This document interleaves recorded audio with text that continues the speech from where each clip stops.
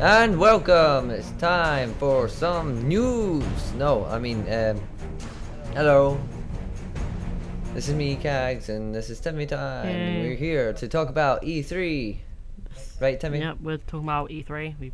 We watched it, like many people did. We watched it Via the stream. on IGN. On IGN.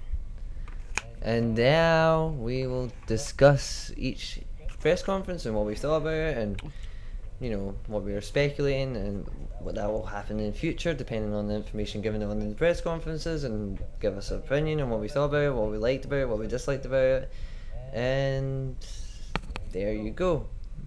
And also talk about games outside of the press conferences. So first up, the Xbox press conference, Microsoft. And what did you think about it, Timmy? Boring as hell for the most part. Yeah, I agreed because of the sports and Connect pushing. And the smart glass. And the smart glass. Smart asses. Yeah, the smart glass was actually quite interesting though. I think like Connect, it won't be as integrated as well because it's optional. It's not part of the core experience. So therefore, any game that uses smart glass, it won't add too much in any game. In only some games will be using it as well, and who knows. But I think Microsoft are doing a good job at advertising their system as an entertainment center, because you have to do that. Let's face it. These days, advertising yourself as just a gaming platform might not work, because there's only one gaming platform this generation that I thought managed to do that. And that was the Wii. They managed to sell well, even though they couldn't do anything else other than play the games that came out. And sometimes it did, and you know how the Wii turned out. And we all do. Everyone knows how the Wii turned out. Amazing. Best console ever.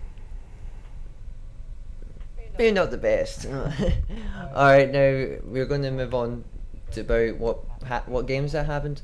Like we said, it kind of got dull in the middle. Like each end of the beginning and the end was actually pretty good in the press conference. I thought most of the conferences are like that, and it just had a dull stretch in the middle where nothing much was happening. And because it was sports, and yeah, I know people. Yeah, I understand you all out there might like sports like Forza Horizon, but us two, we don't really care much about sports. We were like, move on, just kill me now, take it. If I pay you, will you stop showing me Connect and sports? So the games is what we were kind of interested in. And the first one they showed off was Splinter Cell, wasn't it? Yeah. Oh, Halo actually. Halo. They showed off Halo. Yes. Halo looked quite interesting. My interest in the series kind of sizzled out after Reach. How about you? Same.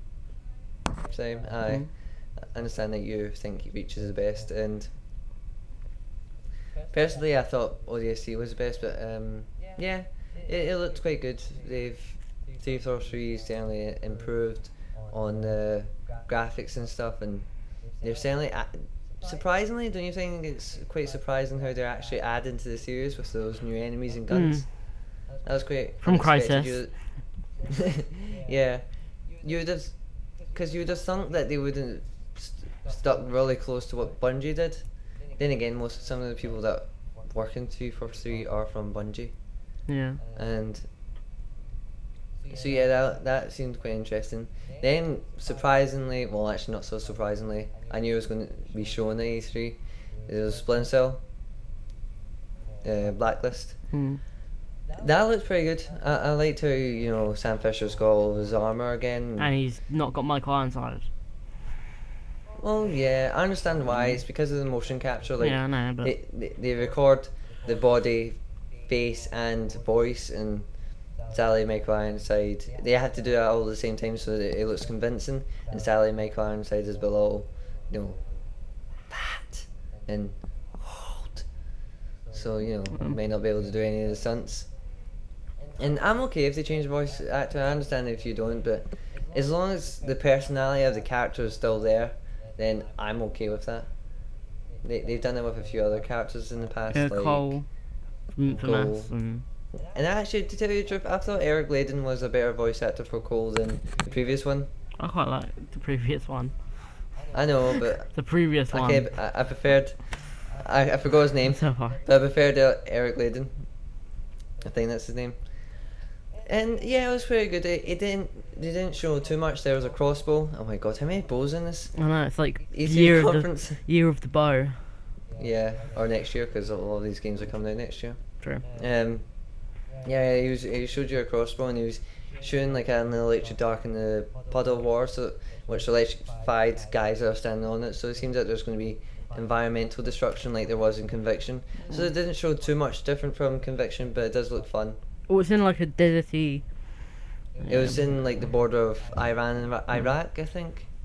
Yeah. And it was in daylight. They haven't done that since Pandora Tomorrow, I think. Second one. Apart from that, they've all been set inside or at night time. So yeah, moving on from that, they showed Tomb Raider. Another big game. Great. Still probably my favourite game of E3. Well, almost. There's a few other games that are kind of fighting for it.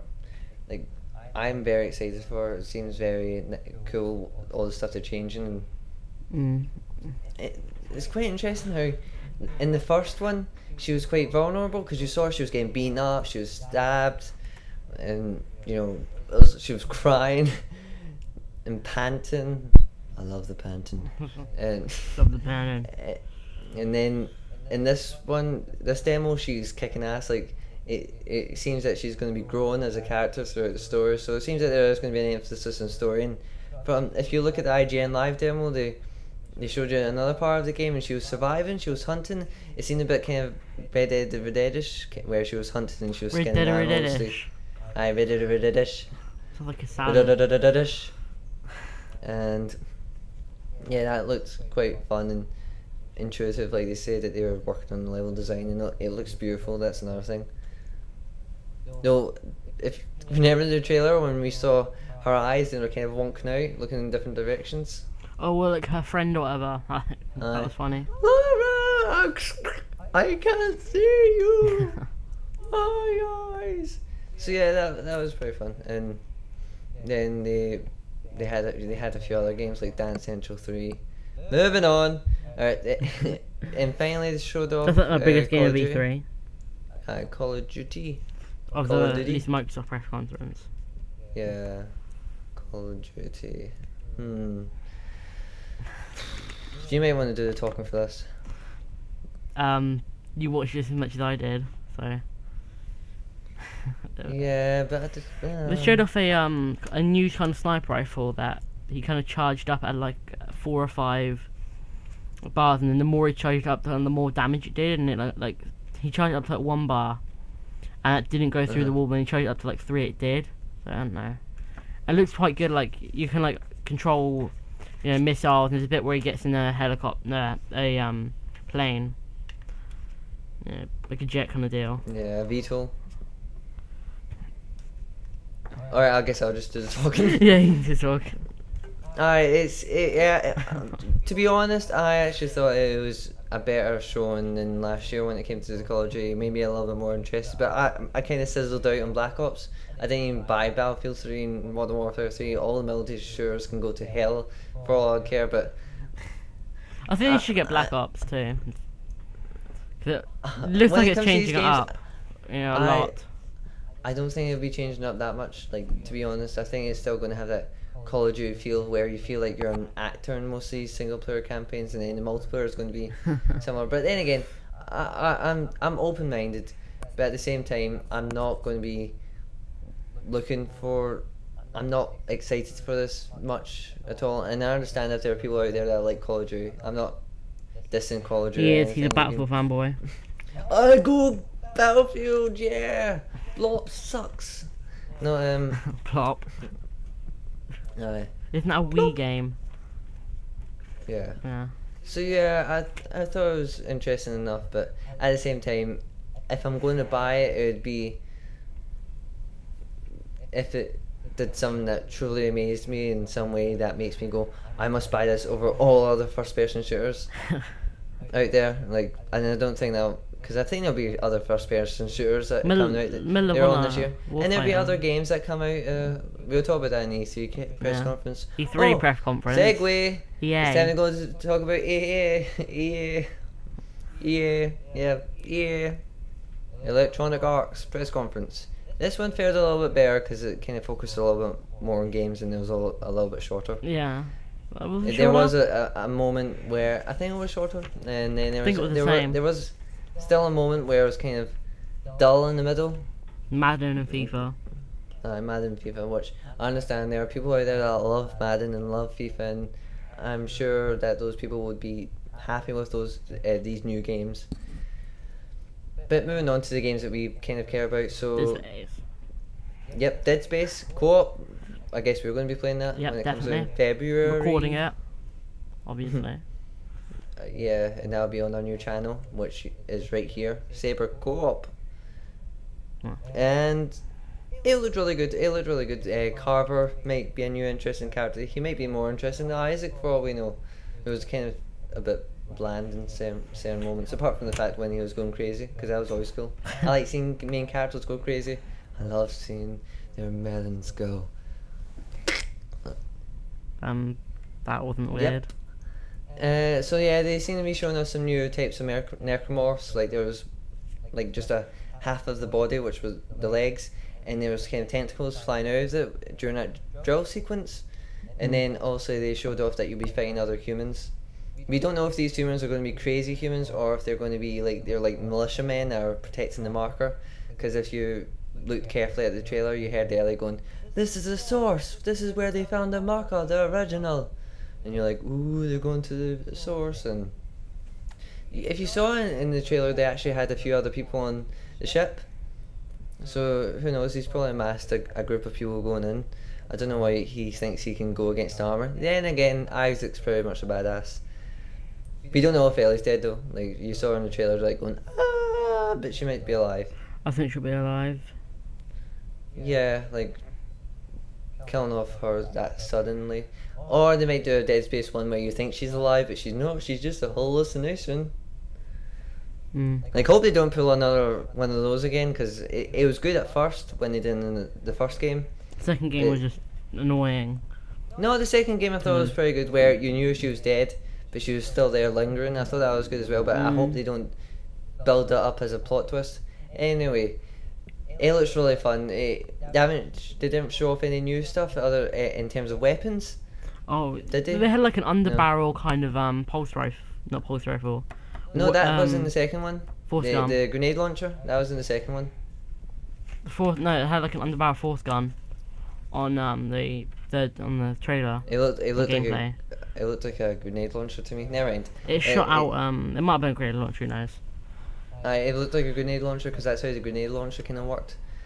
Anyway, it looked quite fun. I'm excited for it. Maybe not as much as Tomb Raider, but still pretty excited for it, and can't wait to get my hands on it. Then there was other games that they showed off, Crisis 3 for example, and I understand that you're not really interested. I thought Crisis 1 was actually pretty okay, it was average, and Crisis 2 I thought was really good, which I actually really liked Crisis 2. I think that's better than the original. Crisis 2, it had better pacing, Crisis 2 I think. I felt like it was quite empty, kind of.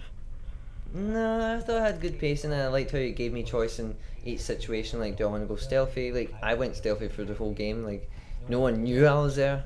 No one knew I was there. Apart from the guys that were shooting at you. Yes, apart from those guys. But apart from that, no one knew I was there. Not even your mom. That's just disgusting. Ooh. And there's a... It was an interesting demo, but it didn't show anything new apart from the jungle setting. But it looked really good. That we have to be honest, it looked really good.